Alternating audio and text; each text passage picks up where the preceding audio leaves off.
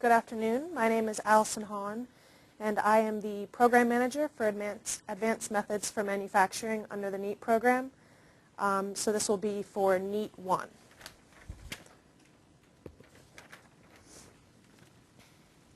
As you can see from the slide, the main purpose of this program is to fund research that can build these new plants quicker and cheaper. One method to do that is through modularization. This is used in many other industries, and our hope is that we can build off this experience to apply it to the nuclear industry. While the technologies developed in this program should apply to all reactor types, the small modular reactor best utilizes these modularization techniques. This is the third year that AMM program has issued a solicitation. We have continued to keep the work scope broad, but have called out a few specific topics here today. Many of you may notice similar ones to previous years, but we have added a new specific topic from input we've received from industry. The remaining slides will give you a couple examples of each topic. I did include the previous year's award information at the end of this presentation, but it is also available on the Neet website. I do want to make a point. There was a change from last year. We have changed the award size to $800,000 over the course of 3 years for this call. And we do anticipate making approximately 3 awards. Of course, that is all based on budget information like other areas. The first topic we are calling out is field and factory fabrication techniques. Some examples include strength assistance tooling for factory and field workers, advanced fabrication machines for rebar mat development and placement, and heavy lift and load leveling equipment. Strength-enhancing tooling should help improve the efficiency of both factory and field workers. Fabrication machines should be able to take direct input from the design information generated during the design and engineering stages to prefabricate rebar mats, pipe spools, and piping subassemblies. They should also be able to position the assemblies in their proper modules or during in-field fabrication. Heavy lift and load leveling equipment is another technology that should be able to take its input from design information to enhance the movement in both a shop or field environment. Assembly and material innovation to enhance modular building techniques. Examples are advances in high-strength concrete and rebar, inspection equipment, and pre-assembled rebar systems. High-strength, high-performance concrete, high-strength rebar, and new types of reinforcement systems are all necessary with the proper regulatory approval to improve quality and reduce construction time. Polymer walls and placemats and advancements that enable integrated prefabrication of reinforced steel form assemblies need to be developed for nuclear construction.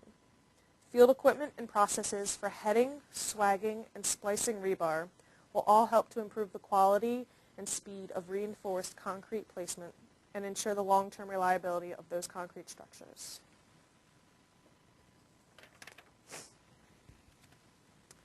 Advances in modular construction. Examples are improved design codes, improved methods for transport and delivery, and advancements in integrated prefabrication. As I mentioned earlier, modularization is one of the key techniques to building these plants cheaper and quicker, and one of AMM's key focuses this year. The design codes for steel concrete composites need to consider the underground environment. Technologies need to include new rules for soil structure interaction, seismic base isolation, and coatings to ensure an acceptable design. Currently, modular size is more limited by transportation than by factory size. New ideas and handling processes need to be considered and modernized. New ideas need to be developed for interconnecting the modulars as well. Conventional containment penetrations will need to be redesigned for modular applications. The old penetrations are too large and cumbersome for the current modular construction. This last topic we are calling out is improved concrete inspection, acceptance, and construction methods. Examples are improved concrete pour inspection and acceptance techniques, and alternate methods for measuring the curing of concrete. This last topic was input we received from the Nuclear Energy Standards Coordination Collaborative, or the NESCC's Construction Speed and Quality Working Group. This committee actually has a few different types of working groups, all related to new construction. I believe all of their minutes and reports are available on the NESCC website.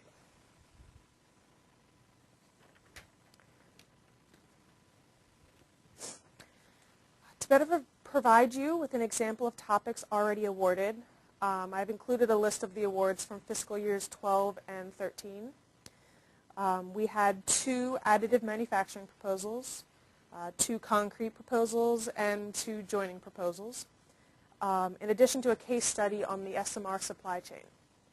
The AMN program has also funded additional concrete and joining proposals through the NEET program. All those abstracts are available on the NEUP and the Neet websites, respectively. Lastly, to give you a summary of the AMN program's expectations, the technologies developed should increase the reliability and decrease the costs of nuclear power plants.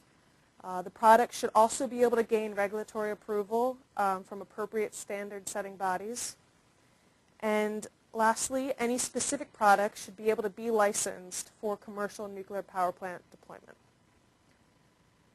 I have included the contact information on this slide for myself and my technical lead, Jack Lance, should you have any questions. I don't believe Jack Lance is currently available for questions today, so if you have specific technical questions, there's the email for contact. Concrete seems to be a major focus. Are you interested in improved methods for other materials, such as steel/HDPE piping? We are. I do want to reiterate that we're not looking for basic science research into these materials, but new manufacturing techniques. But yes, those are included as well. Concrete just seems to be the big interest right now. Are you interested in technologies that might increase the repeatability and reduce the cost of factory-produced components? I want to say yes. I don't know if I'm just hearing the question wrong, but I believe the answer is yes. If you have a specific question related to that, I can certainly answer that by email with my technical lead. But for the general, yes.